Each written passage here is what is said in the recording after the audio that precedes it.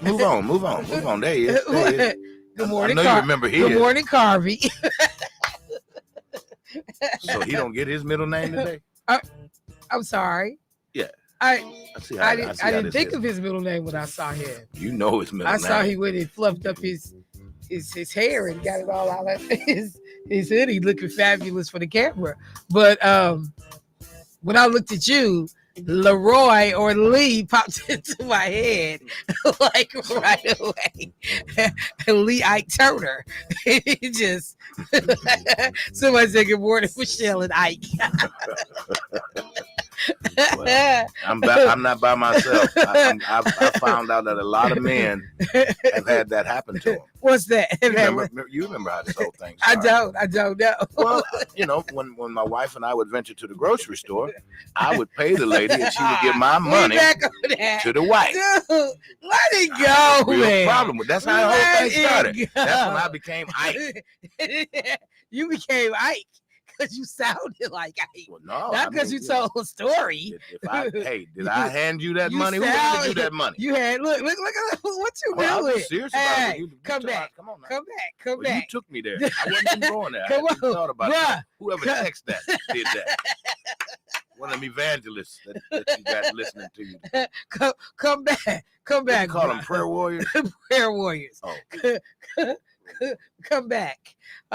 They should be praying right now. Ain't it prayer time? Ain't it praying time? Dude, it's so sad that you got so hot so quick. Like, man. The reason I had to go there. Michelle, you kept my money. You took my money. You don't mind people playing with your money? Excuse me? Do you mind people playing with your money? I don't put myself in positions for people to play with my money. I didn't either. I just paid the cashier and I stood there. And she reached around me. She reached or reached around me. She reached around me. Look, they sent the picture. They better not have sent. Somebody sent the picture of Ike Turner. Lawrence Fishburne as Ike Turner. Wow, y'all terrible. You get that on camera, Carver? You see the picture? Wait. You got some support. A brother said that happened to me 2 weeks ago. The lady gave my change to my wife. I thought about Ike. And he should have. But somebody, what'd you say? Carvey said, not you. Oh. Carvey said, did you ask your wife for your change? I bet he didn't. No, but here's the thing. Jackie, she knows it's my money, so she knows I don't play by my money. Anyway, she knows it's my money. So she handed it right to me. We marry. Yeah, there is no your money. That's not the point that I'm making. There is no your money. In sales and transactions, you give the money to who gave the money to you. And I'm talking about, and once the money was put in my hand, it's our money. Oh, so you, from a cashier standpoint, you gave us. I'm not dealing with the cashier no more. She made a mistake. Gave the and money, I'm glad you clearly know that it was a mistake. Gave the money to the wife. I'm just saying this for the purpose of this discussion. Yeah, Somebody said I didn't get my money back either. he said he didn't get his money back either. Because I'm gonna be clear. Money gone. Money gone, yeah. Let me be clear. I'm with my husband and somebody hand me the money. He better not turn around, look at me and say, man, can I get that? It's like, excuse you, sir. This money go to the same household. What I'm giving it back to you for? Wow, that's terrible. What'd you say? Yeah, you said I'm about to put it to my personal use. Of course I am. I need my hair done. I need my nails done. Oh, it don't be that kind of change. Now, wait a minute. Wait, what? It don't be that kind of change. Well, is that a lot of change? I mean, you're only talking a few dollars. It might be. Oh, so we raising all this saying over $3-4. The principle, Michelle. Oh, we back to the principle of the matter. I can't with you. It's not the money. Ike. She's gonna get it anyway. All right. Well, then what do we get it anyway? Then what do we? The principle is. My issue is me and the cashier. Yeah, I hear you. And what sales looks like. I got you. That's it. I got you. You ain't kidding. I don't know why your listeners decide to follow you when you get on foolishness. I'm sorry. You know good and well the accusation. So let me ask you this: of foliosity is not acceptable. If the man handed your money to your significant other, it's okay. He put it in his pocket. So the question is, if I'm in the store with my husband, right, my guy, and I pay, mm-hmm. but then the cashier hands the money to him, mm-hmm. Male or female? Let's open that up.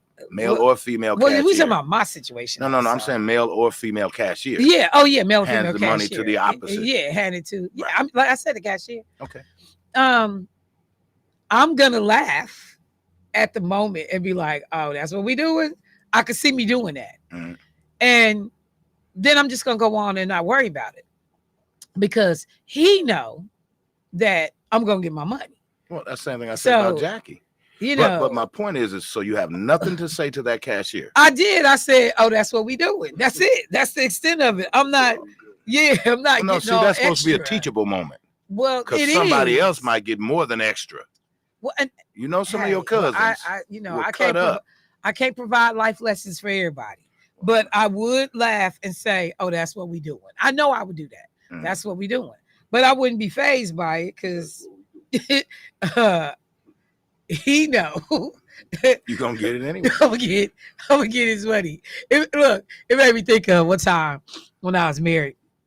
So me and my second marriage. So me and my husband, we frequently used to go out separately. Like he had, his clique and I hung out with my girls. So we would frequently go out separately. Mm-hmm. And my ex-husband is fine. Both brothers is handsome. But so sisters was always at him. Always. And I remember one time I went to the club and he was in there talking to the sister. And I mean, she was all up on him and I started smiling. My friends, we walked in. They was like, I see him. And so she was just chit-chatting down. He was just standing there. He wasn't doing nothing. He was just standing there talking. And so I walked up and he like looked and he smiled. And, I said, hey. He's like, hey, what's happening? So he bent down. He kissed me on my cheek. And so she was still standing there trying to figure out what was happening. So while she was standing there, I went in his pocket and took some money out, like while he was having a conversation. Mm-hmm. And then I like peeled off what I wanted. I put the rest back in his pocket. And I was like, have a nice night, bro. And I walked out. So my friends was like, you ain't gonna say. I said, what I need to say. Everything that needed to be said got said in that moment. That's why I'm like, you ain't got to cut up. You ain't got to do a whole bunch. You ain't got to do all that. And he knew, like, you act like for 5 seconds you got something to say. We'll tear up this whole club. And so it's not necessary. You could just be suave with your stuff. So she got the point. How many chicks is going in his pocket, peeling off his money, putting back what she don't need, and walking away. Like that's somebody significant. Come on now. So whatever conversation you having after that point. And he never do nothing but like laugh. He never do nothing but smile like, yeah, Michelle, you silly all by yourself. You don't even need no extras. You just out here. So you've had 2 husbands? Yes, I've been married twice. Is there a third in the making? There will be no thirds. There will be no thirds. I feel like I have done my time. Not done your time. Yes. I did 25 years between the two. I have done my time. So I'm good. I'm good. I didn't find, somebody that could put up with me indefinitely. So you like you did. Soulmate? What? You haven't found your soulmate? I mean, finding your soulmate and staying married ain't the same thing. You certain of that? I'm positive of that. I beg to differ. Somebody could be your soulmate. It don't mean you can stay married to them. Uh-oh. That don't mean the same Hopefully thing. That's one that's with me. It is not. It is my ex-husband. Not the pocket bandit. And he said, yes, I was your soulmate. See that? But again, you could be somebody's soulmate and not stay married. Because soulmate don't mean that I want to see you every day.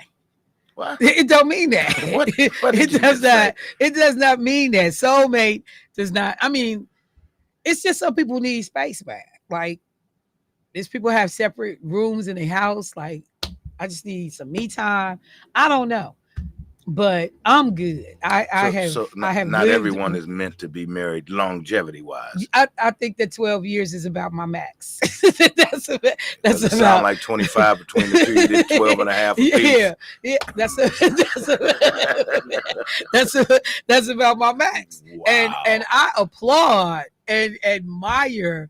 I went to Wanda Montgomery's. What anniversary was that? Because her and how long have her and Miss Montgomery been married?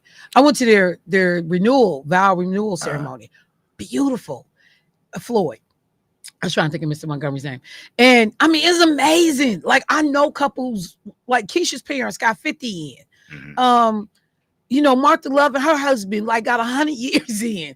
Wanda Montgomery and her husband. I don't know. I don't remember how many years.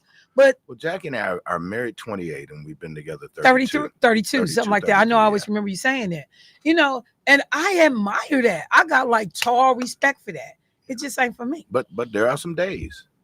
We all got days. Yeah. You ain't human if you don't have days. Right. There's some days when I go, how? Why? But I'm gonna tell you, it's natural. I have run into the couples who have said that they have not had them. That Wanda was 51 years. They've been so. It was the 50th, I think, their renewal, vow renewal ceremony. I mean, I like when you see it, it's the most amazing and most beautiful thing in the world. Michelle, but you just got to be able to admit when it ain't for you. Did you or either one of your husbands have God in your life? She damn near spit that coffee out. See, that's part of it. Is it really? Yeah, it has to be a spiritual aspect. I mean, there are people that do not have religious beliefs that manage to stay married. Well, I speak to the vows aspect of it. You before God and all of the above that you. I mean, I think that you can take your vows seriously, and we both husbands, we believed in God. We believed in faith. So that wasn't an issue. But number one, I was young in the first case. Somebody said it's sad about Judge Mathis and his wife Linda. Yeah, I just saw they got announced they getting divorced after like 38 years or 30 some years together. That's a long time. If you done did that kind of time, you might as well stay. But well, no, that's not true, because I don't know what you went through for 38. Right, it could have been a miserable 38.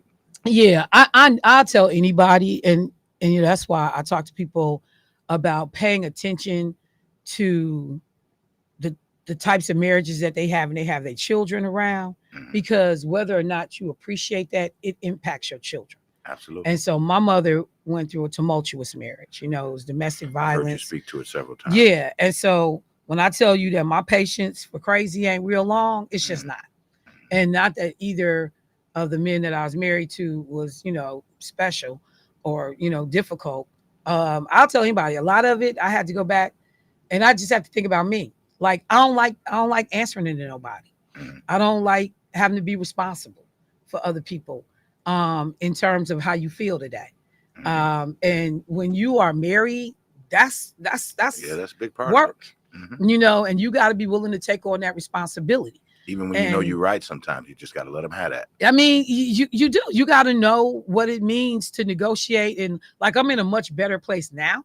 I think I'd be, and I was a good wife in both cases. I wasn't doing dirt or nothing crazy. Meals was good. The home was beautiful. No, I wasn't abusive because I don't believe in that. You kept talking when I asked. I mean, no, because I don't believe in that. I don't do drama. Okay. Like, I don't like drama in my house. That's your sanctuary. Yeah, that's supposed to be where if I feel like I got to argue with you, we got to go. Yeah. I can't do it in my house. But yeah, now that we had this therapy session, whom was it for? Well, it was because you always start. You like to play, but anyway, I just think that some people Leroy. have to whatever. Some people just have to acknowledge if you like. I know brothers that have never been married, like never. I think some of them wanted to. There were women that I knew that they were close to.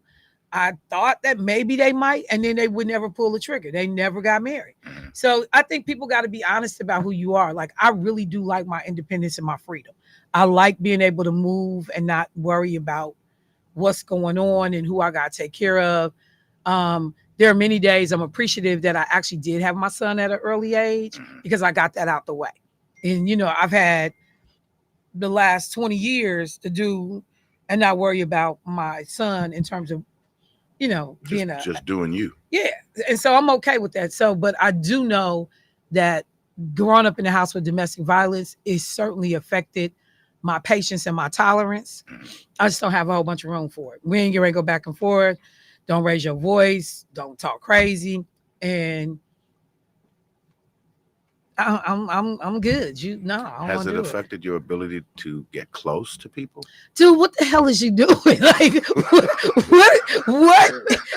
I mean, just Well, no, I mean, therapy. I'm just curiosity. Just I curiosity. mean, be curious on your own. I mean, you sitting over there giving it. So I mean, I just wonder, did it affect your ability people trying to work like, oh, this is Jerry Springer. To build a relationship? I don't have problems with that stuff. All I'm saying is, I don't choose to do it. Like, people gotta be able to understand and accept. Everybody don't choose it. I don't choose it. This is true. Yeah, you got a question? Carvey has a question. Hang on, y'all. Oh, snap. You coming to the mic? You gonna just leave your question? So we got to go to break. But Carvey posed the question. I don't know where the show get ready to go this morning. Carvey's question was, what is the point of marriage? I know there are tons of married people or people who have been married listening to the show. If there's anyone that wants to weigh in on Carvey's question, 414-1-800 get married. No, but I will say that there is no one point to getting married. There's several. Yeah, you get married Carvey said there's got to be a reason and you want to married. spend the rest of your life with them. You want to build and grow even as a man. As the Bible says, a man that findeth a wife findeth a good thing. Well, I'm just gonna say, so certainly the young man that I was before I took my bride up unto myself is not the man I am today. It is certainly enhanced. Gave me a sense of responsibility. And my just even that phrasing. I took my bride. What you say? I took my bride. What? Unto myself. Unto myself. Okay. That's biblical. I know it is. But my great grandfather used to tell me all the time, you're not a man until you find something in this world that you're willing to die for, that you will lay your life on the line. And that's my wife, my kids. So, that's when you grown, as Homer would say. But yeah, that's what it is for me. But I mean, in other cases, and somebody said companionship, togetherness, or a couple of things. I think that there are practical reasons for getting married, obviously, and then those other reasons. Then there's that big one. They complete you. Well, I mean, all that's great and dandy, but the reality is, the legal institution of marriage, which provides certain protections. I talked to my son. Keith said it's financial. I mean, that's kind of where I'm going, not just financial, but also, Carvey and I live together. Something happens to Carvey medically.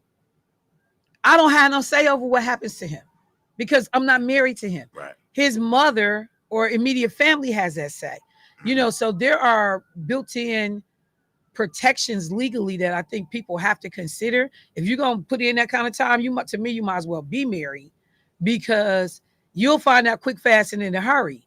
Lakeisha said, we was laughing.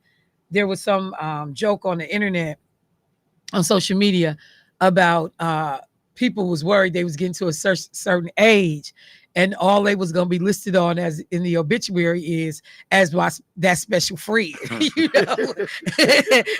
This was George's special friend. But special friend don't get to call no shots. And like in my son's grandmother's case, the guy wanted to marry her, but she wouldn't marry him. because of financial purposes, Social Security and all this Right. different stuff, because of the age they were when they hooked up. So she wouldn't marry him because she didn't want her own stuff to be impacted. When he died, and they had lived together for probably about 16 years, when he died, his family was like, because they was living in his house. She had moved out of her house, gave it to her son, and they were living in his house. His kids showed up and said, hey, we know you love my dad. It's been really great and blah, blah, blah. But you got to get up out of here. Mm-hmm. We taking his house back.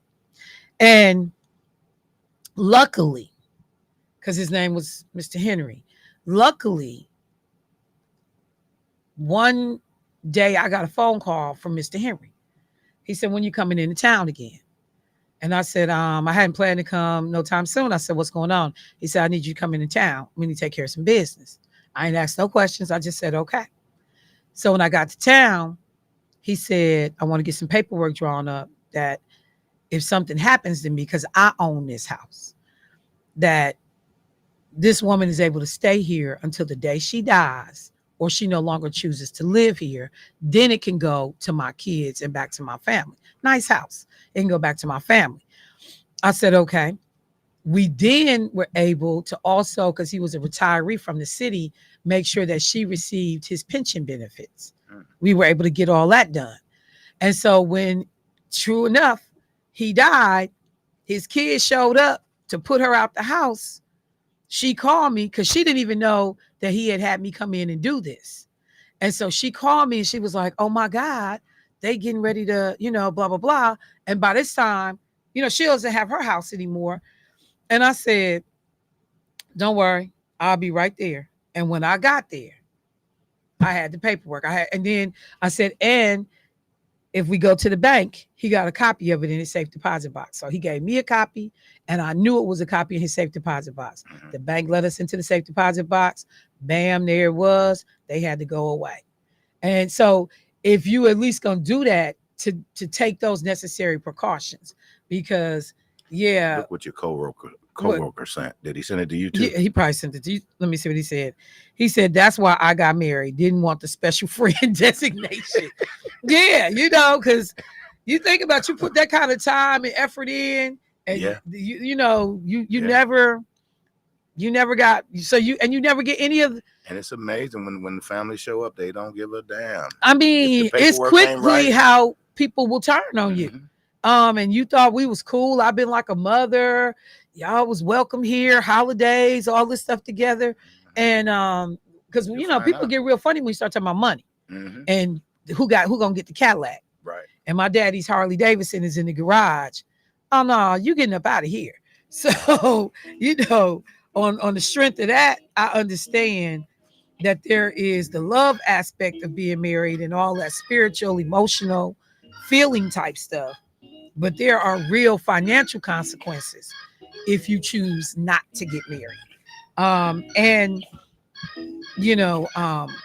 Like I said, can you imagine living with somebody for 17 years and they go to the hospital and the hospital tell you they don't have to talk to you?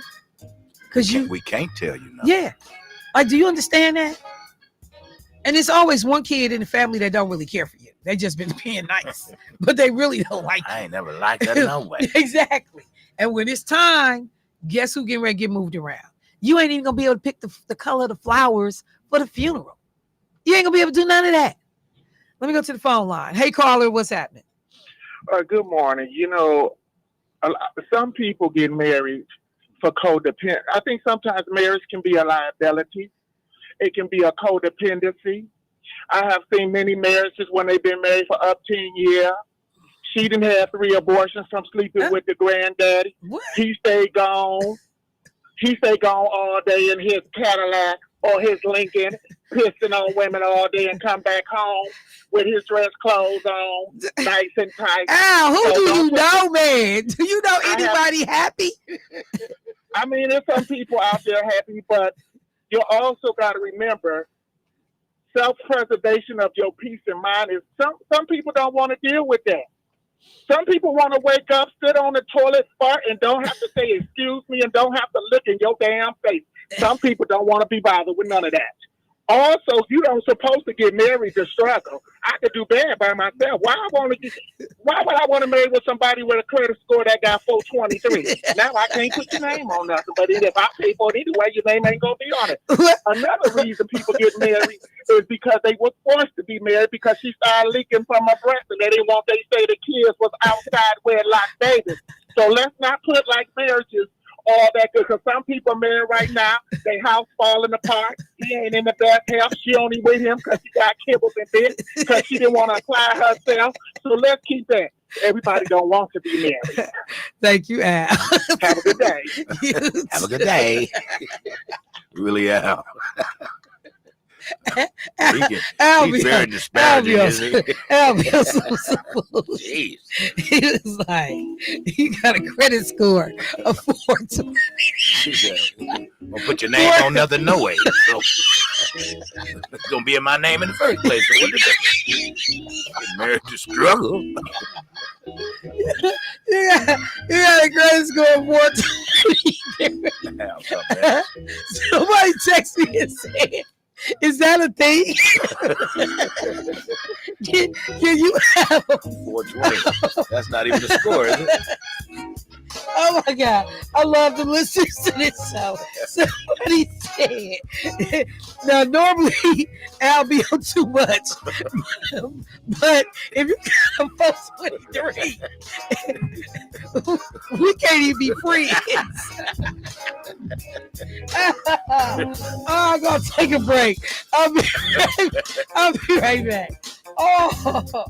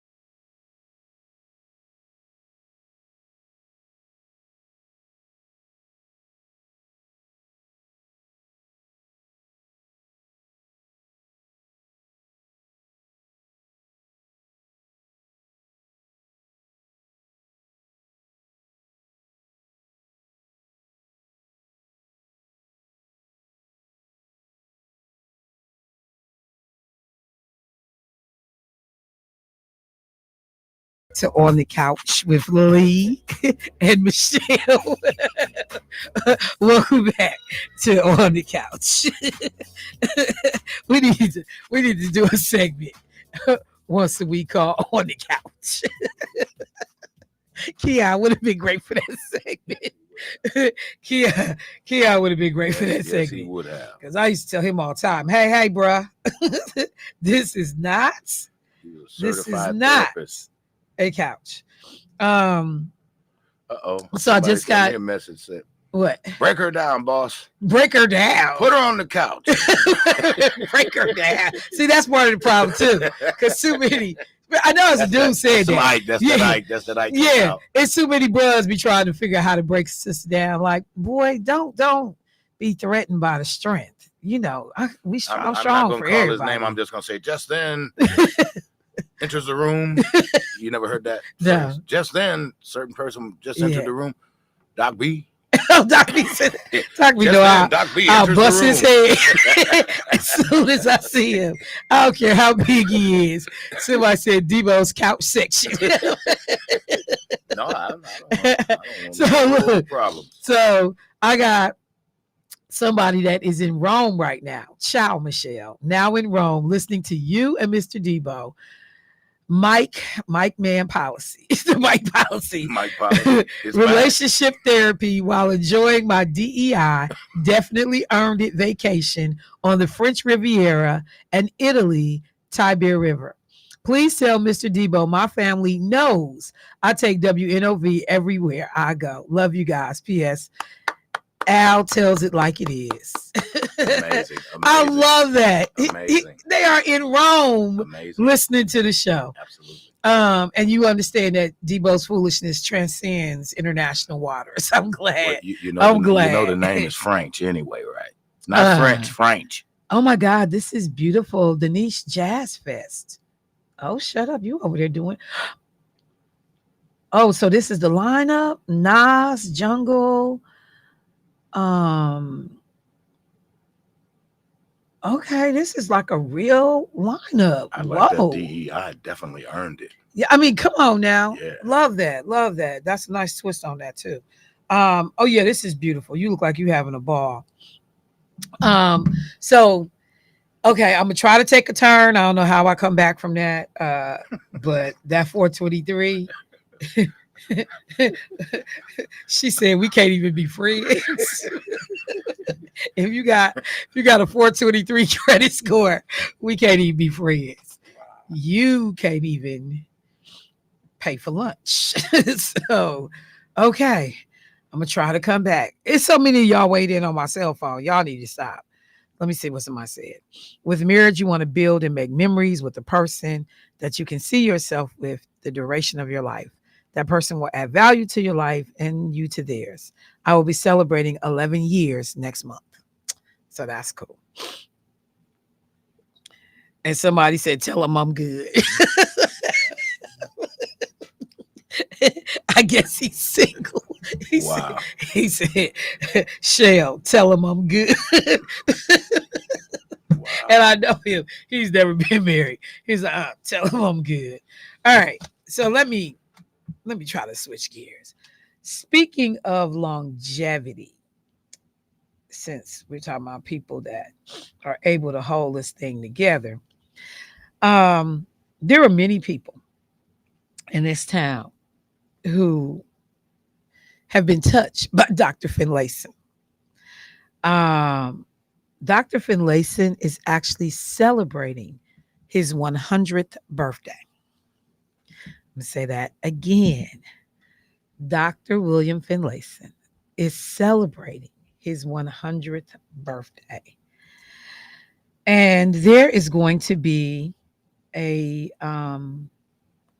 event that is happening this Saturday on August 31st that is intended to help commemorate this special occasion because a whole bunch of y'all was born under Dr. Finlayson's care.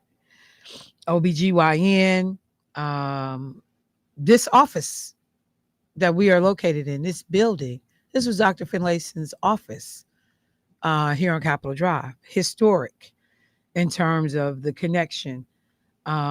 He was the very first Black OBGYN at St. Joe's and Sinai hospitals. He is a veteran. He was barely out of high school when he served 3 years in the Army during World War II and achieved the rank of first lieutenant. Dr. Finlayson attended um, Morehouse College along with his classmate and fraternity brother, Dr. Martin Luther King Jr. So Dr. William Finlayson, who is a member of Alpha Phi Alpha fraternity, he was a classmate of Dr. Martin Luther King Jr., who also is a member of Alpha Phi Alpha fraternity. Shout out to um, State Representative Lakeisha Myers Pop. He is a member of A5A. He was actually stepping in the kitchen a couple of days ago. It was like, okay, for all of you will too in here, try to get your step on. So shout out to Johnny Myers, my guy Pops, who AKA Fox, who was a member of A5A as well. He went on, and we're talking about Dr. Finlayson, went on to earn a medical degree from Meharry Medical College. That's down in Nashville. And he was somebody that also was one of the founding members of North Milwaukee State Bank, which was here in Milwaukee for over 40 years.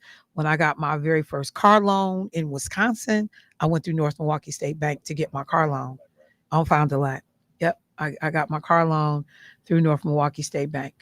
That was one of the things that, when looking around, you figure out who's serving the community, where do you go, what do you do? And so it is crazy. I'm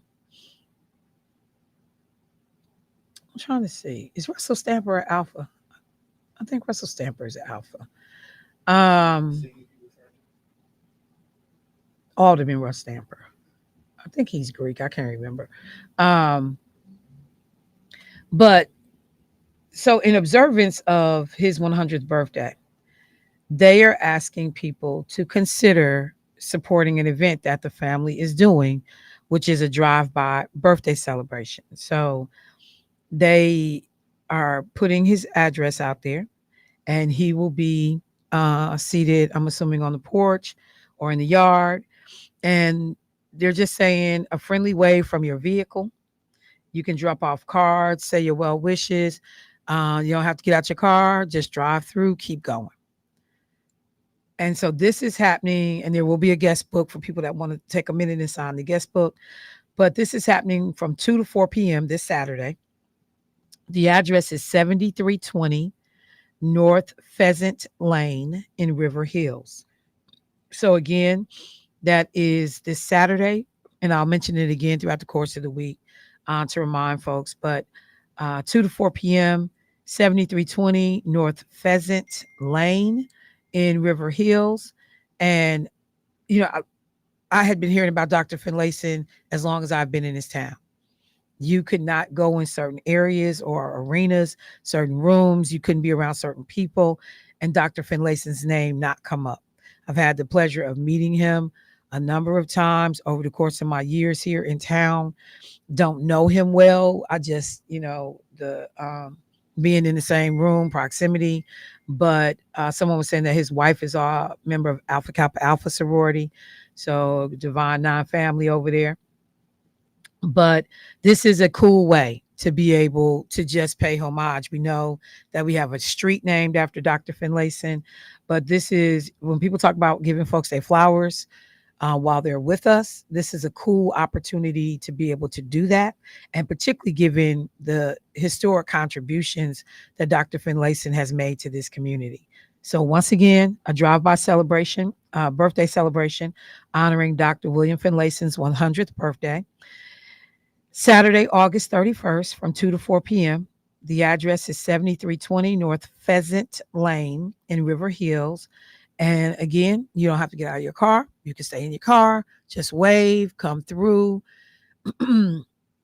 He'll be outside so people can show, support and care and appreciation for all that this brother has been to the greater Milwaukee community, to the state of Wisconsin. Yeah. It was also interesting on the marriage conversation. I got a text that said, I just performed my first marriage this past weekend. They renewed their vows after 25 years.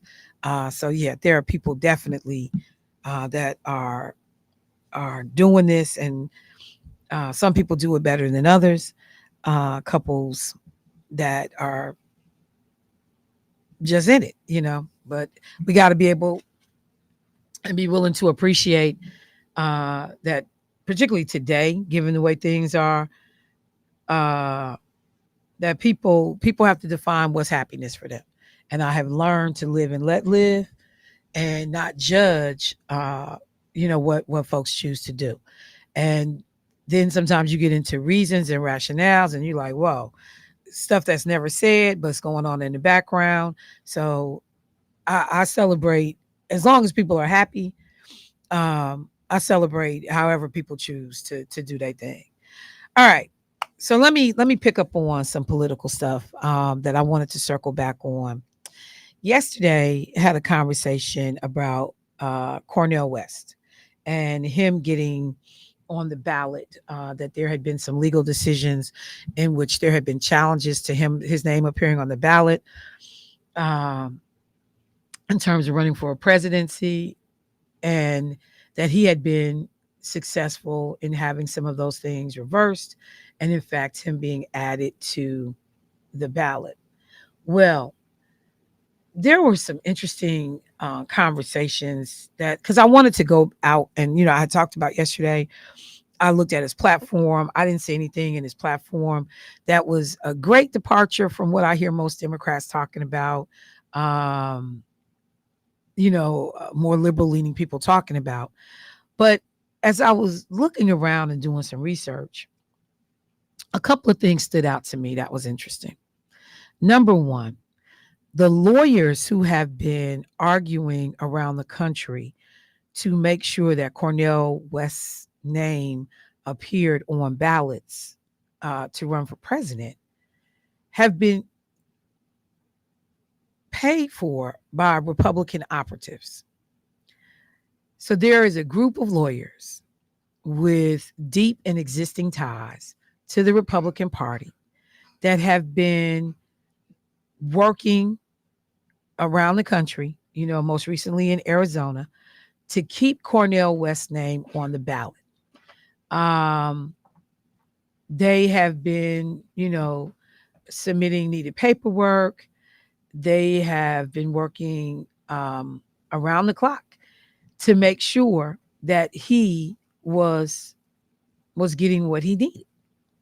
And when you started to kind of pay attention to it, why a lot of these conservative activists, conservative lawyers, Republican aligned operatives around the country are trying to push Cornell West's candidacy, I mean, it's not hard to figure that out. That it is to subvert, it is to, take away votes from the existing Democratic candidate, whether it was going to be Joe Biden or now Kamala Harris. The idea that Republicans want Cornell West to be a spoiler in the 2024 election it shouldn't be a shocker. I think the thing that I'm interested in is when you realize who's helping you, and you say, well, I don't care where the help comes from. I'm just going to take it. So these Republican operatives have worked to get Cornell West on the ballot in Arizona, here in Wisconsin, Virginia, North Carolina, Nebraska, Michigan, Pennsylvania, and Maine. All with the effort and the goal of trying to help Donald Trump. And so when you sit down and you talk to a Cornell, I just have to ask the question, like, so bruh, what do you think about where all your help is coming from?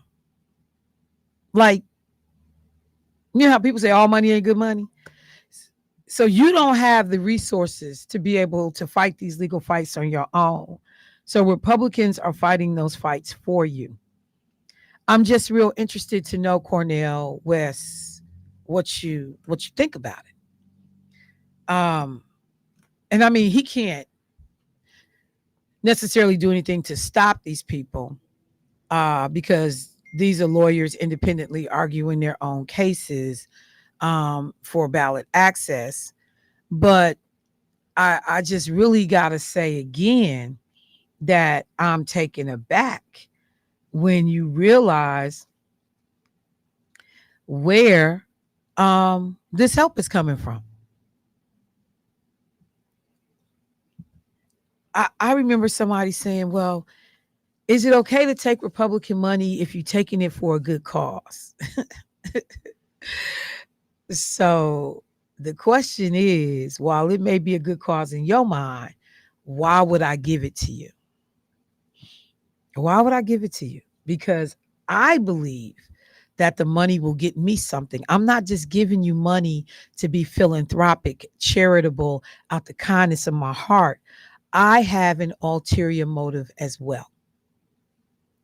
And so I just think that's some background information that we ought to be conscientious of as we talk about Cornell West's candidacy, and what he's trying to do in terms of uh, getting on the ballot and his platform and da da da da da. Because like I said, we know Cornell West has no chance in the world of winning. So if you say I'm in the race because I want to highlight and call attention to these concerns, then the question becomes, how do you negotiate? How do you deal with the existing candidates to make sure that your concerns show up in their platform? And many of the things that, again, when I went to his campaign website, they already align with what's being done. I didn't see anything new and bold and, like, oh my God, this is, we haven't really focused on this. This is off the charts. I didn't see that when I went back and I looked at his campaign website. So you got to ask, what's the goal? Campaign contributions, people supporting financially the campaign. These are primarily Republicans. So, there are people who will tell you, no, I don't care where the money is coming from, as long as I'm able to get out here and make my point. That's not me. I care where money comes from. I care who finances what I'm doing. I care who attaches themselves to my my wagon. I care about that. I think that that's important for us to understand as a community where this brother's money is coming from to fight these things.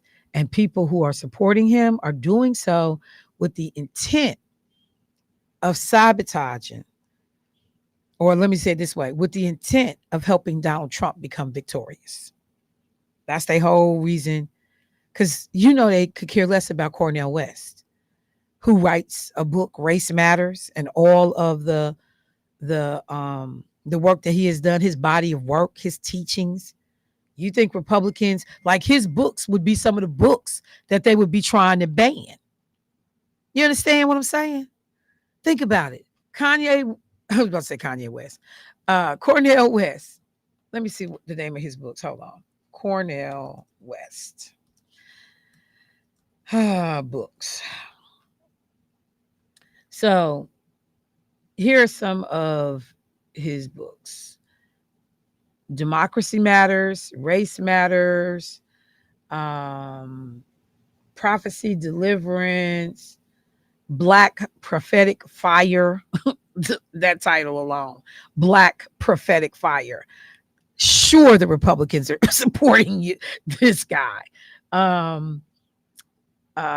Hope on a Tightrope, The Ethical Dimensions of Marxist Thoughts. Like, really? Does any of this sound like a candidate that Republicans would be supporting under any other circumstances? No, it does not.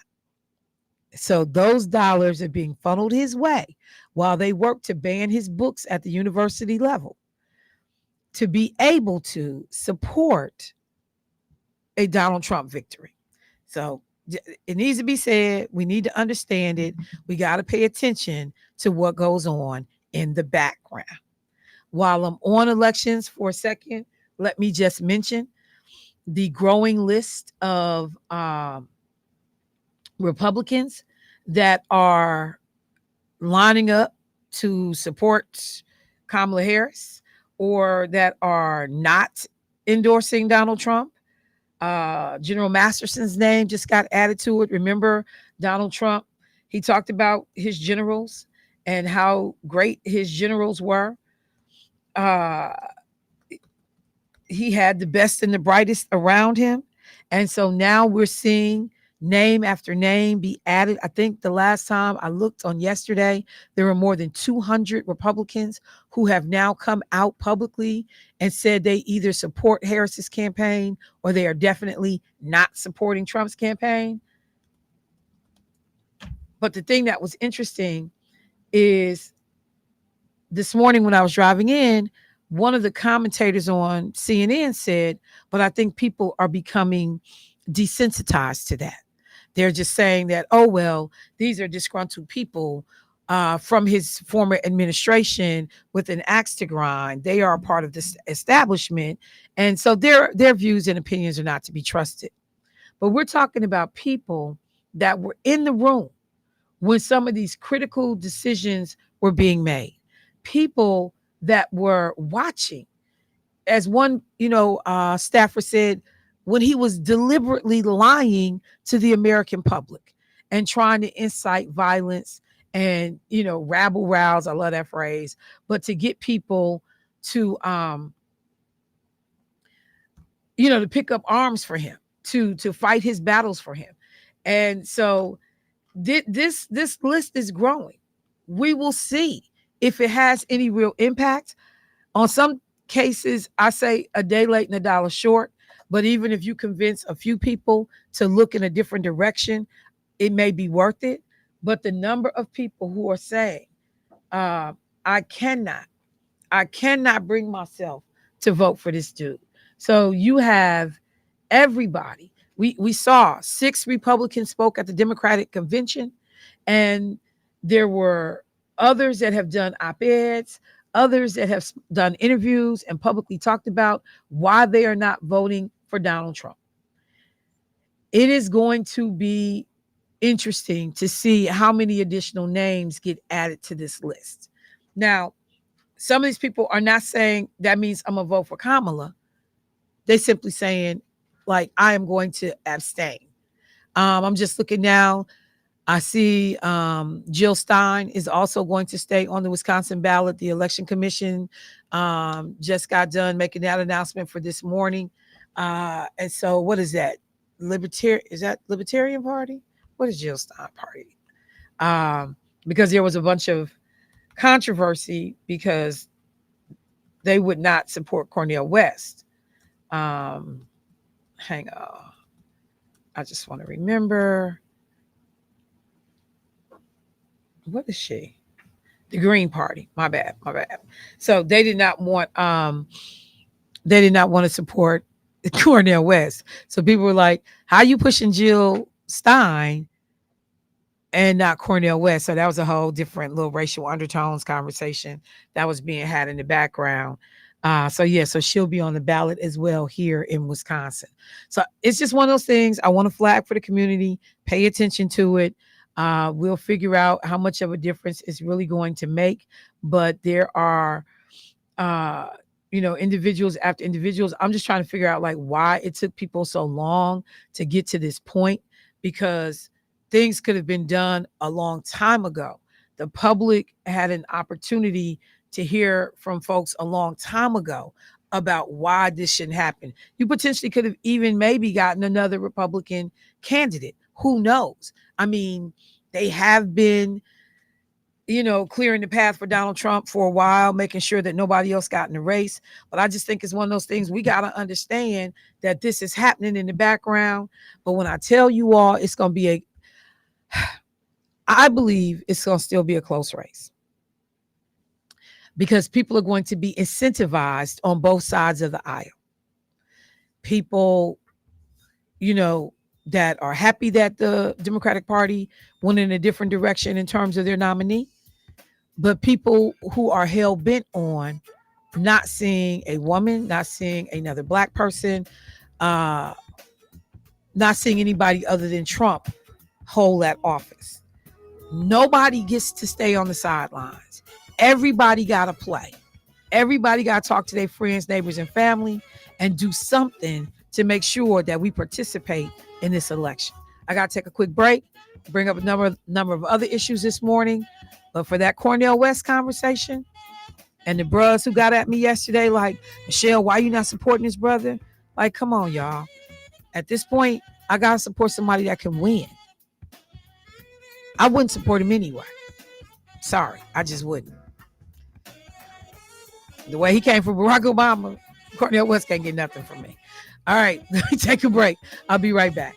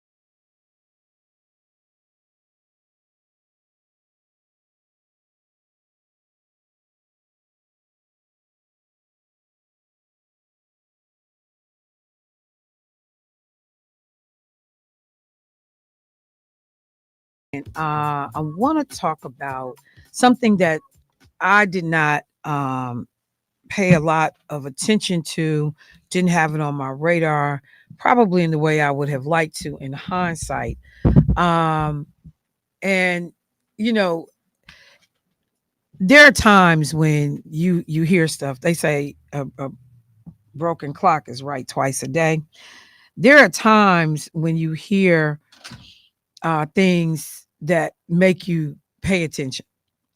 And I read stuff from the Wisconsin Institute for Law and Liberty, which is a conservative, run outlet. A lot of stuff, their grievances, partisan in nature. You understand these are Republicans, these are conservatives.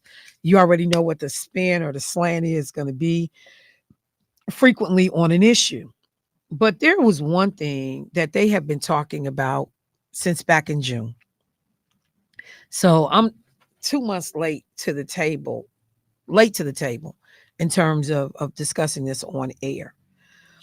Um, the Department of Public Instruction, DPI, has changed the terminology that indicates students' performance in these classrooms.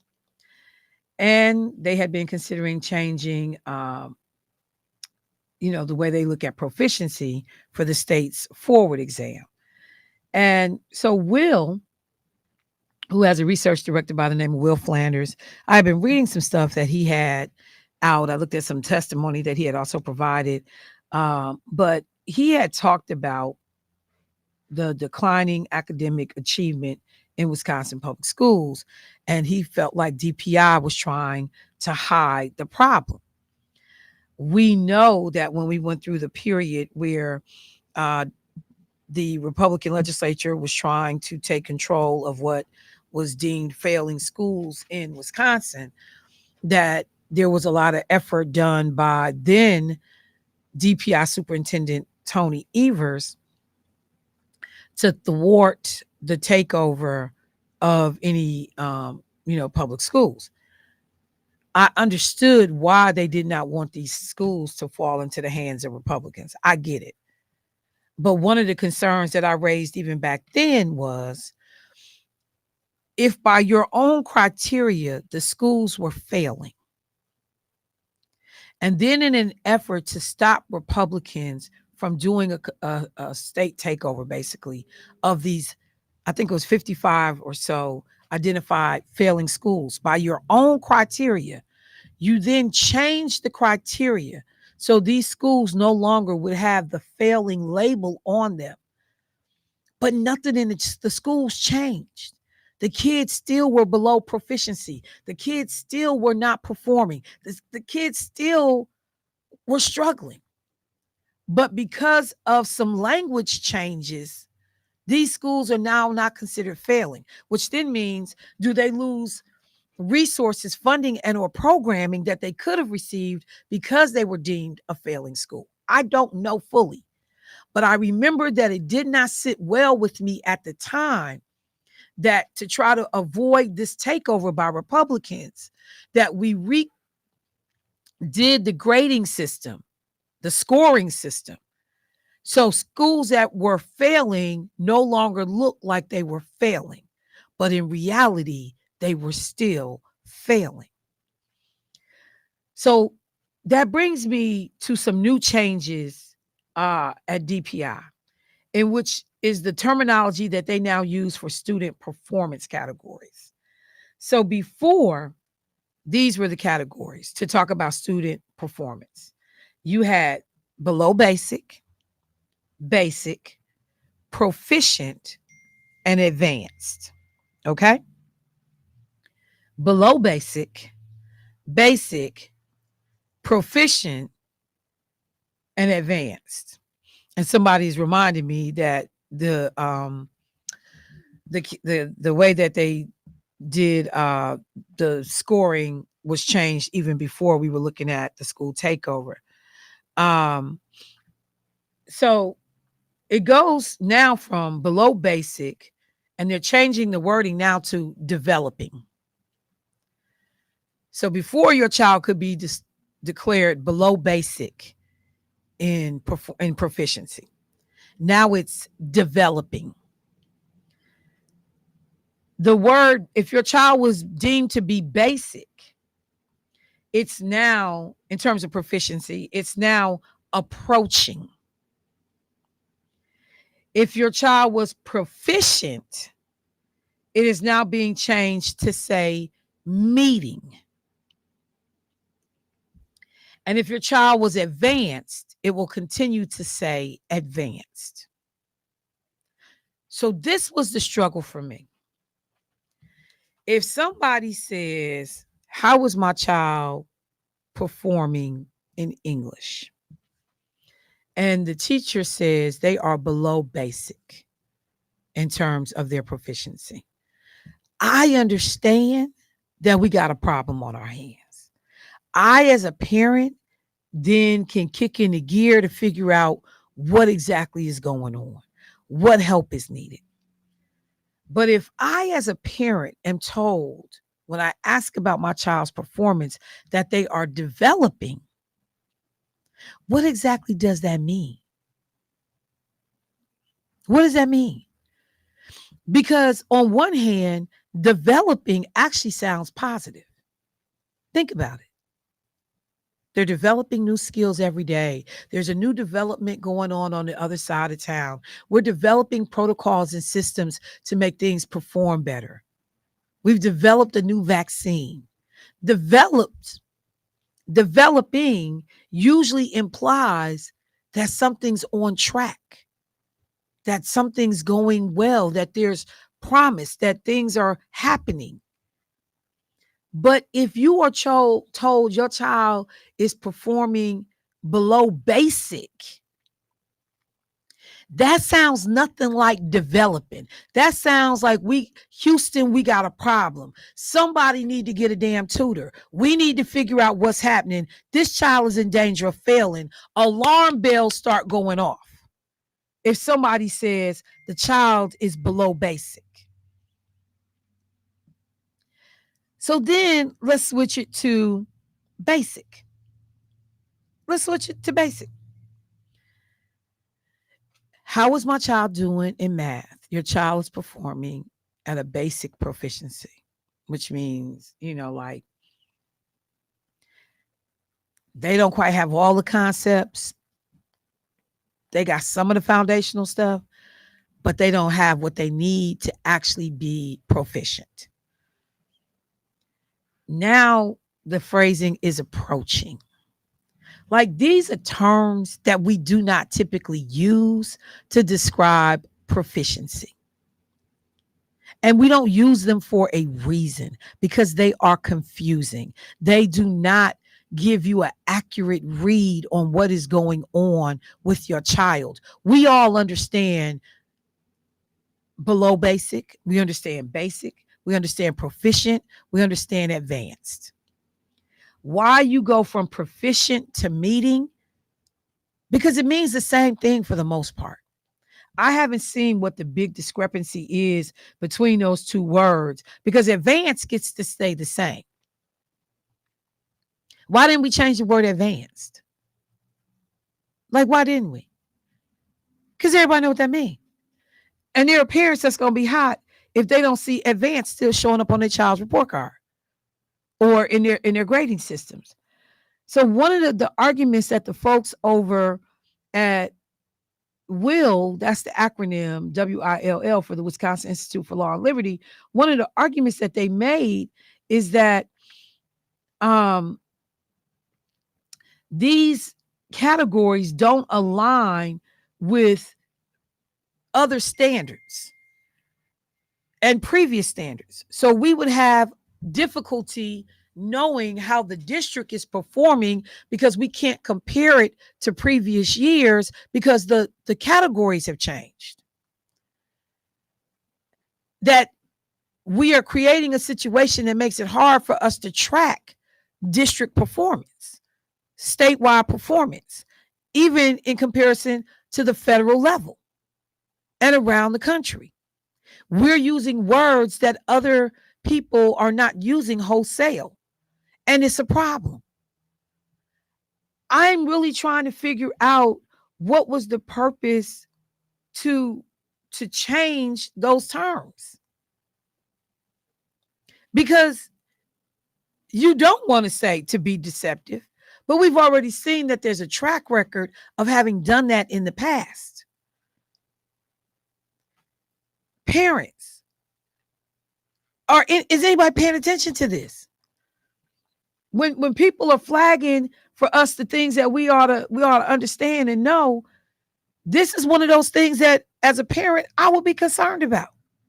So now I got to do my homework and figure out exactly where we are, because I saw this flying around on social media over the weekend and I'm like, wait, what's happening? What's going on? And I'm just wondering, has anybody else been having this conversation? And so this would be a great time to reach out to the school board and your respective representatives to ask the question, is this in fact what has occurred? What's the explanation and the rationale behind it? Does it put us at a disadvantage in being able to compare data from previous years so that we know how we are performing? How does this relabeling of these categories help my child? What's the incentive for doing this? You got to ask the questions. You absolutely have to ask the questions.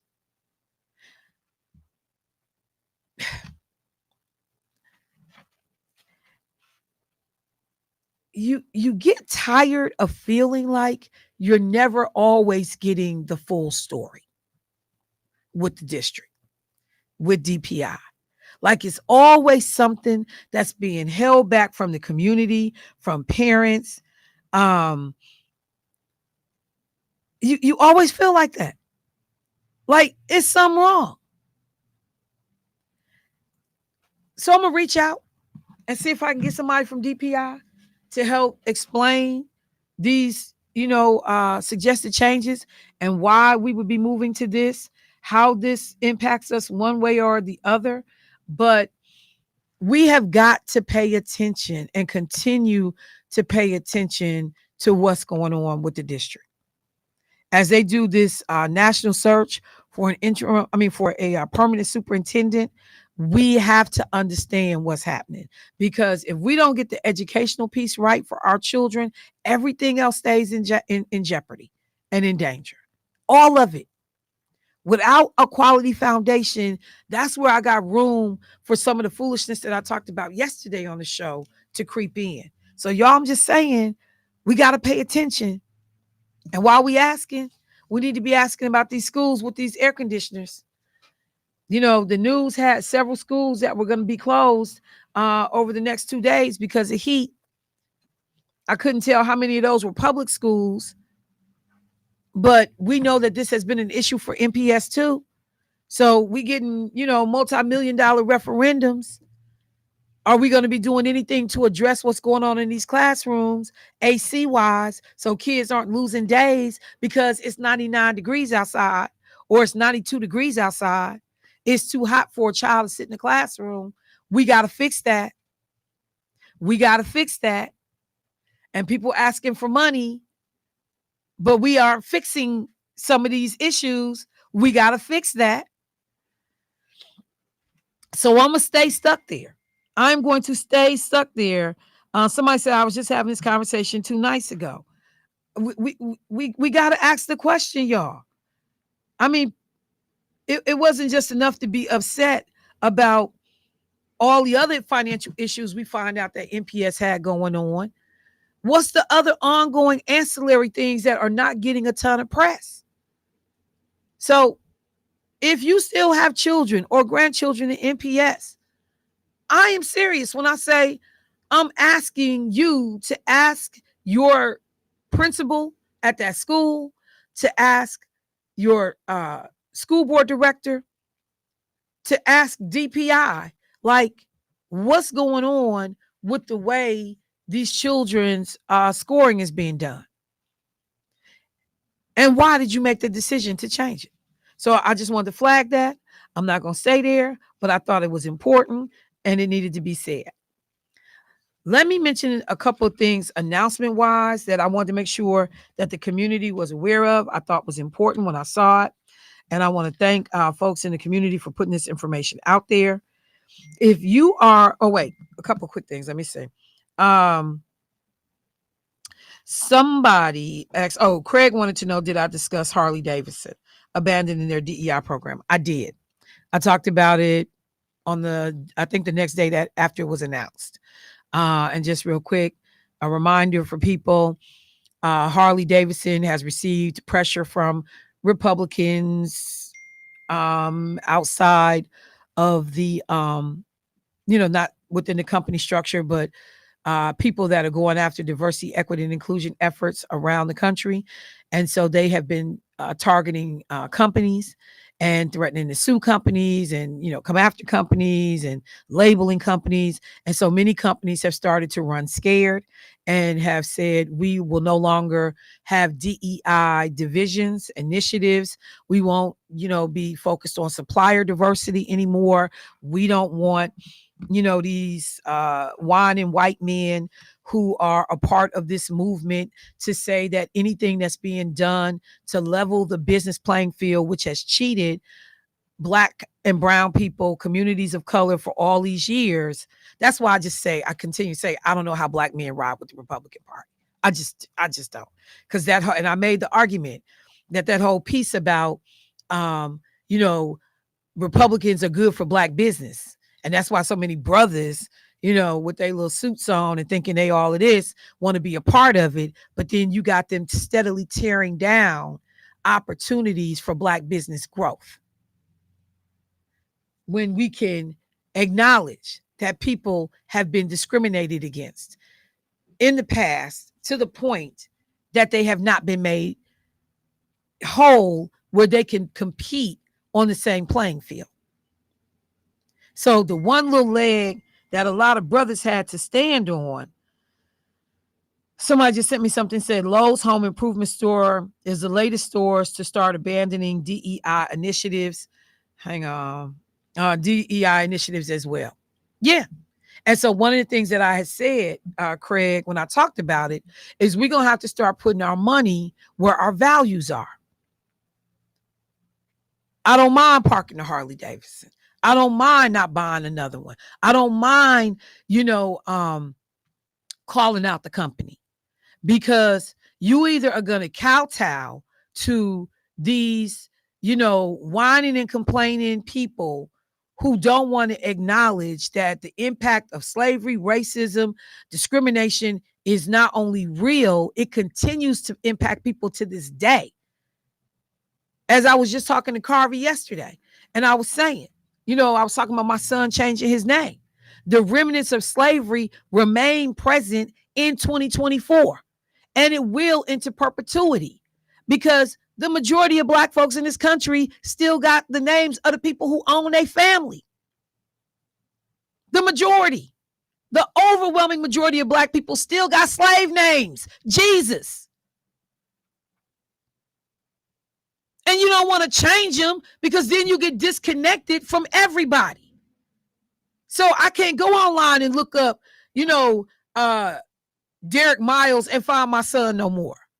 If I don't know that he changed his name to get rid of the slave master's last name, this boy fell off the face of the earth.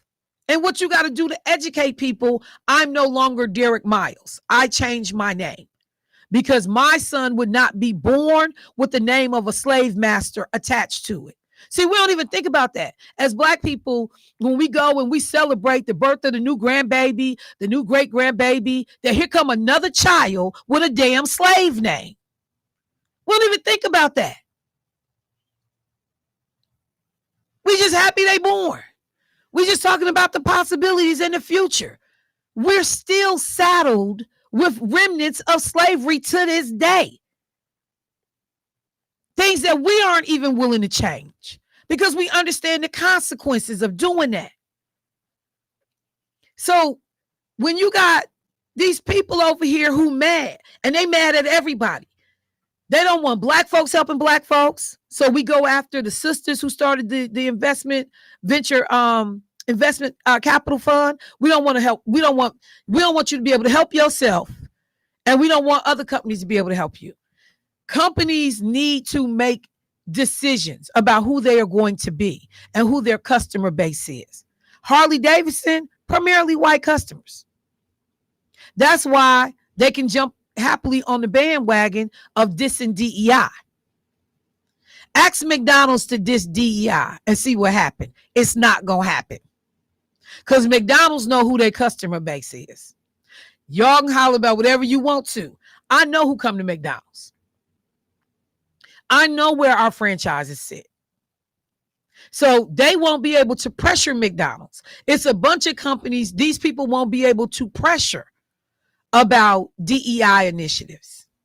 Harley Davidson, ripe for the picking. So I had that conversation. Thank you for letting me know about Lowe's, because it makes a difference which stores I walk into when I understand how you're responding to this pressure. Let me take a break. I'll be right back.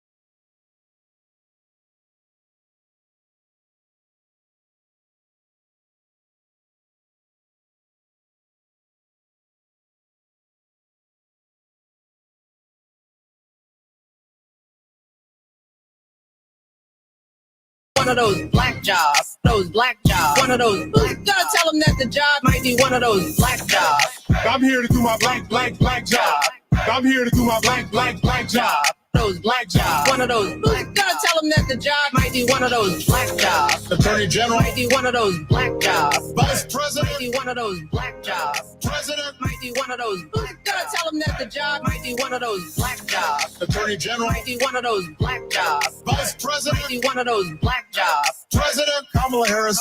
Might be one of those black jobs. Those black jobs. Those black jobs. One of those black jobs. Those black jobs. One of those black jobs. Those black jobs. One of those. Who's gonna tell them that the job might be one of those black jobs? I'm here to do my black job. I'm here to do my black job. Those black jobs. One of those. Who's gonna tell them that the job might be one of those black jobs? Who's gonna tell? Look, I'm sorry. Because when I tell you that this conversation is so necessary, because on one hand you got folks telling folks they trying to steal your jobs, but people have an image and an idea of where we belong.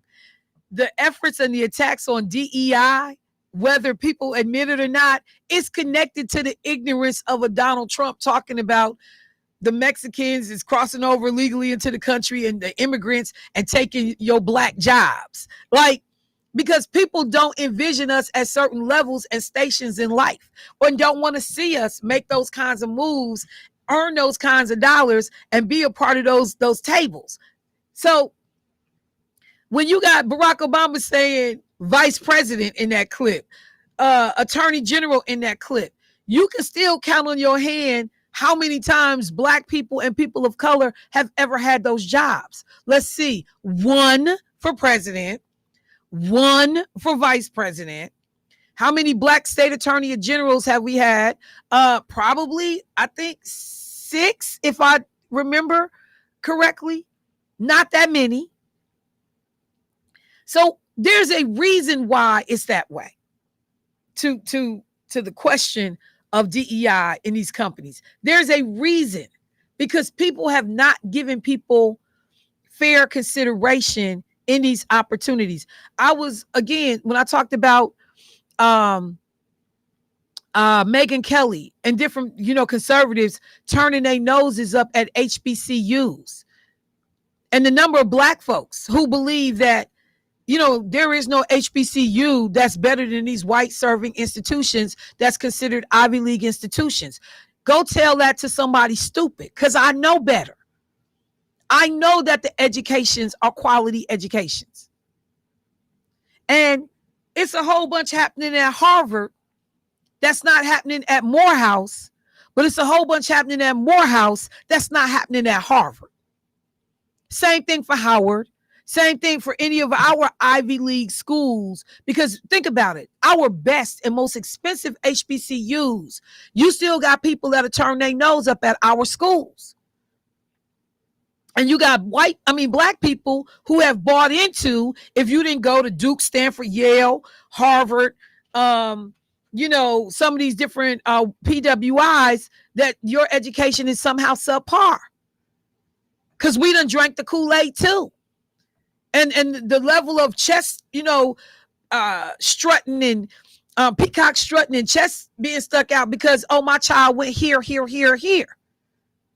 I'm equally as proud to say my child went to Alabama State, because I know what kind of education and what was poured into this brother at Alabama State that has made him successful. And you look at somebody who rises to the level that Kamala has arisen and realize there's an HBCU in her background. I was talking to State Representative Myers yesterday or the day before, and was saying, I didn't realize that one of the daughters of the Waltons who started Walmart went to an HBCU. She went to Lincoln, Lincoln University. She could have went anywhere she wanted to, but that's where she chose to go to school. She was doing something in a nursing program. But your money can afford you anywhere. So why you go there? I think about the type of a leader that is a Dr. Martin Luther King, a Dr. William Finlayson, you know, the schools that these people have come out of, Val Phillips, you go on to be the first, and first some more. Even in death, you the first. You come out of Howard University. So that when somebody redid that little remix on TikTok, it just stayed with me that there are people who believe that blacks only can attain certain things and have certain jobs, and any effort to acknowledge that no, they've legally been discriminated against and kept out of roles intentionally because of other people's insecurities and BS. And that there are companies that finally had to say, we looked around the boardroom, we looked around the management team, we looked around our workplace, and we understand that it is not reflective or representative of the customers that we service, of the communities that we live in, the country that we call home. It's not reflective. There is nothing that says that all these white folks sitting in the room is the folks that deserve to have the jobs and they the best qualified. Just like when the Evers administration pulled that nonsense. And Lena was raising hell. Call her, I'll be right there. But when Lena raised hell, and so many other black legislators didn't open their damn mouth, when she looks at Tony Evers' initial administration of staffers and said, you ain't hired nobody black? You got a picture of 20-something staff people and it ain't a black face in the crowd? Really? And then his chief of staff, Maggie Gow, looks at folks and says, we hired the most qualified people. Who did you talk to? Because we can't find no black people that hardly got an interview. So what most qualified was this? See, those are the questions when people start talking about what these rooms look like, what these companies and organizations look like, that we don't challenge and we don't push back on hard enough. But that happened right in the state capitol, in the governor's office. It happens in legislative offices every day. When I tell you there will be a serious void with Lena out of that building, with Lakeisha coming out of that building, because between them two sisters, they hired more black people than almost all of the black legislators put together to be in them offices, to make a commitment that we're going to get more black people trained on the bench to be legislative staff, to be chiefs of staff and policy directors. Like, them two sisters was doing that work. And I'm not saying that other offices didn't hire somebody here or there, but I'm just telling you, over the years, I can go back and I can count how many black people have gotten skills that they are now working in other state houses around the country and for the government because of being intentionally sought after and brought in by Alina Taylor. I'd be dang if I got this opportunity as a state senator and I don't make sure that people in communities of color are trained in these roles and in these jobs, because nobody else was hiring us. Nobody else was hiring us. And there's black legislator offices around this country and on the federal level, you can look in and you can just go, okay. Carvey, can you get this call for me? Caller, here I come. So yeah, Craig, you reopened the Pandora's box on the question about DEI. Let me take this caller. Hey caller, what's happening? Hello? Caller? Carvey, can you check it one more time for me? Hang on one sec, caller. Okay, caller. Can you hear me? Yes, I can. Shalom Neshpakah. That means peace, family. So, in Hebrew. So, I wanted to call to add to what you were saying about this whole DEI thing and the schools in particular. Don't let it escape us that this whole notion that any schools that are headed up and attended by predominantly Black students will not gain the status if those roles that are deemed to be the most academically challenged and prepared for and qualified for aren't filled by us, right?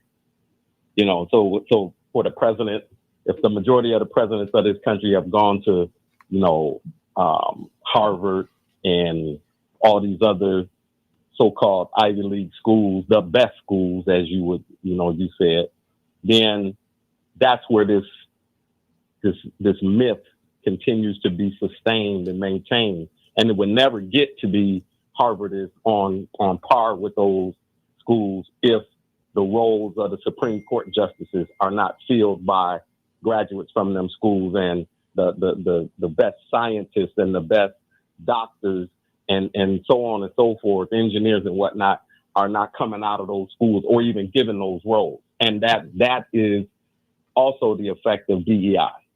Right. So, I mean, we have to consider all these things when we recognize what these, and it all really comes down to these people are afraid of the competition. There's an insecurity. It's not supremacy. It's insecurity about. So you know, this is why I would often say it's not white supremacy. Let's quit saying that. It's white insecurity that these people are really stuck on. And they want to eliminate any competition for the resources and, you know, the ability to live what is this so-called American dream, all of that stuff. I mean, we, as you said, we have been led and lulled to sleep to think that everything that they do is the right way for it to be done, and that we can't, you know, even in you know, putting up an economy within this economy that is supposed to be a melting pot.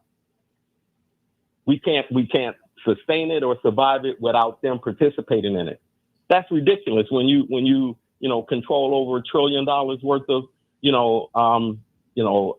income and economics, you know, and yes, a large portion of it comes from some of those businesses. So let's give that, but still. The fact that they have to go and stop these sisters from investing in themselves. I mean, what does that say? It don't say supremacy. It straight out says insecurity. They don't want you to get to the place where you can compete or be in competition with them for the things that, you know, I mean, go back and look at the movie. What was it? Oh man, it's escaping my mind. Where these brothers were and this white guy said, well, he got a piano.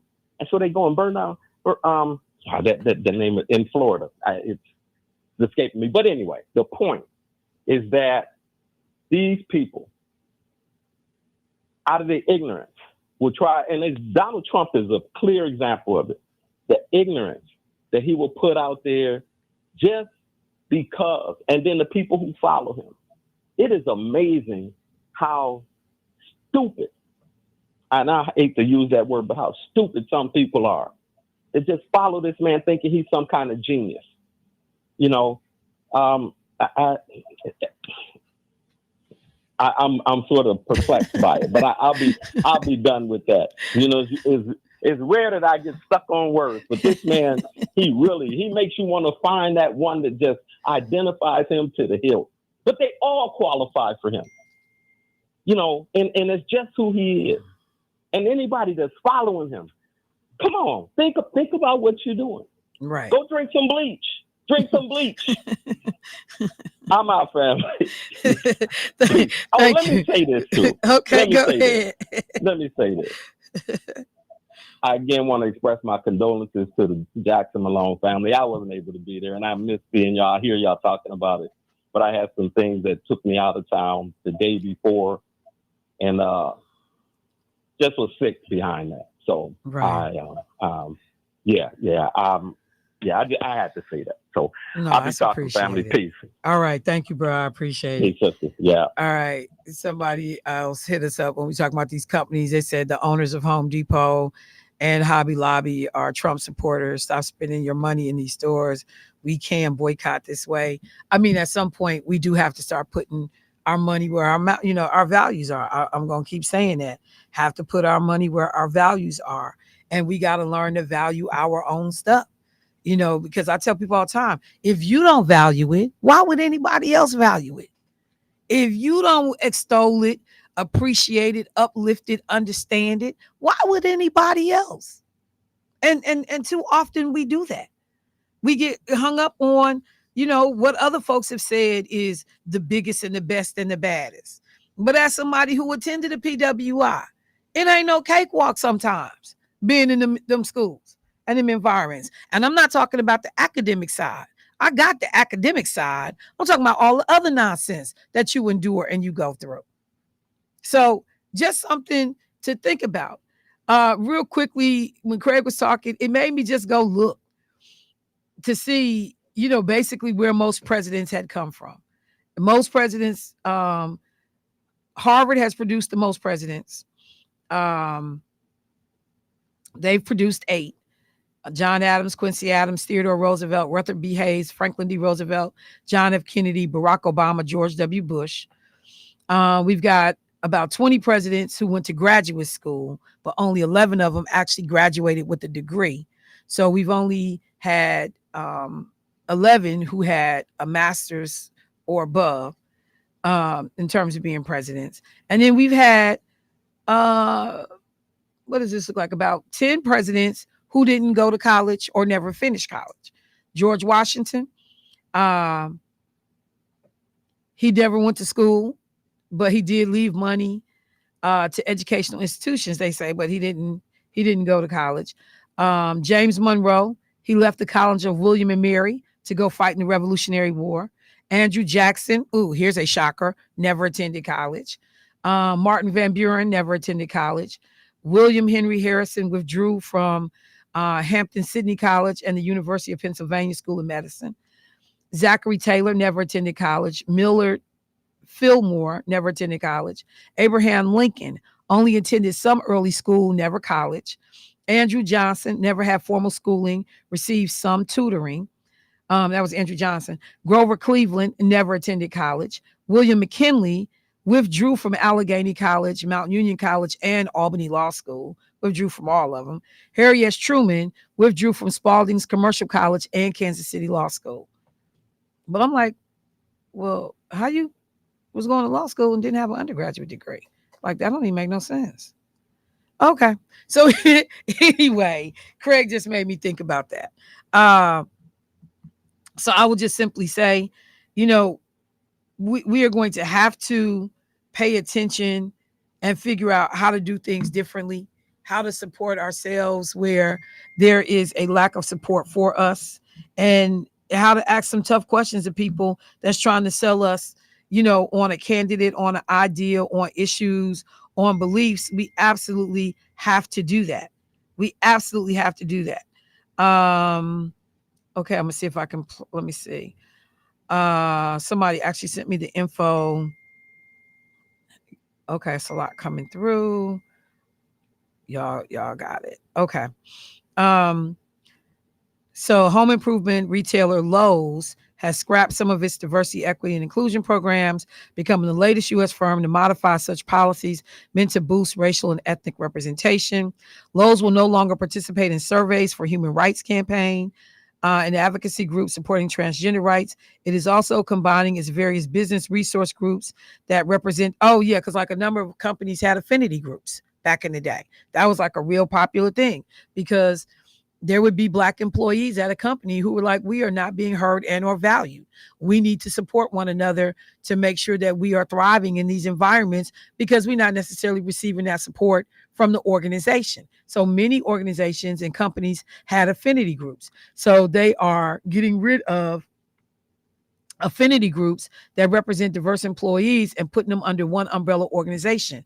Therein lies the problem. That's why the affinity groups were created, because I wasn't getting what I needed just under the umbrella of one organization. The company will not be sponsoring And this is what I talked about, the ethnic festivals, the African World Festival, the Black Arts MKE, all of that. The company will not be sponsoring or participating in community events such as parades, festivals, or fairs, and might also make additional changes to the policies over time, according to the memo, which was leaked and confirmed by a sponsor. Over the past few years, U.S. companies like JP Morgan Chase have faced a larger conservative backlash against diversity initiatives, which multiplied after widespread protests from the killing of George Floyd. The protest spotlighted racial and gender disparities in corporate leadership. Some companies have received public shareholder letters since 2021, claiming their DEI programs constitute illegal discrimination and a breach of directors' duties to investors. Groups opposed to diversity policies have also been energized by the U.S. Supreme Court ruling in 2023 that struck down affirmative action in university admissions. Lowe's began reviewing its diversity and inclusion programs around that same time. So you have organizations that, again, concerted effort to walk away from these initiatives and these programs. The thing that's just so crazy to me is when people talk about, it amounts to discrimination, illegal discrimination. We know that there was illegal discrimination for years in this country that nobody has fully addressed the fallout from. That's why these programs had to be created, because we never did. We stole from you. We didn't make you whole. So I come in your house, I take everything out of your house, everything. I leave you with the shell of the house. And then everybody says, okay, let's just move on. And you sitting there looking like, but you took everything out of my house. So I'm going to work every day just to replace the bed, the refrigerator, the couch, the stove, the wash machine, the dryer. Do you realize how many things I've named already and what the price tag on those things are? I'm going to replace the door because you knocked that off when you came in and you stole everything. So yeah, I'm going to work every day, but the money that I'm earning is not getting me ahead. I'm trying to play catch up. And that's what a number of people have had to do by way of people of color in these roles, to play catch up. Because I never was given an opportunity to apply for a job, or only a cursory. Somebody hit me up talking about the Tony Evers thing, and they said, yeah, I got a phone interview. I never got past that. Never got past a phone interview. A Black person just hit me up and said that. That's what I'm talking about, y'all. And the people that are willing to stand up against all pressure, push back and fight back and say you wrong for that. That was something I never saw from a whole bunch of Black leaders in the state capitol on that particular issue. You dead wrong for posting a photo with 20 employees, damn near, and one Mexican whose parents is actually Republicans, but one Mexican and nobody else of color. And y'all put that mess out here like it was something to be proud of.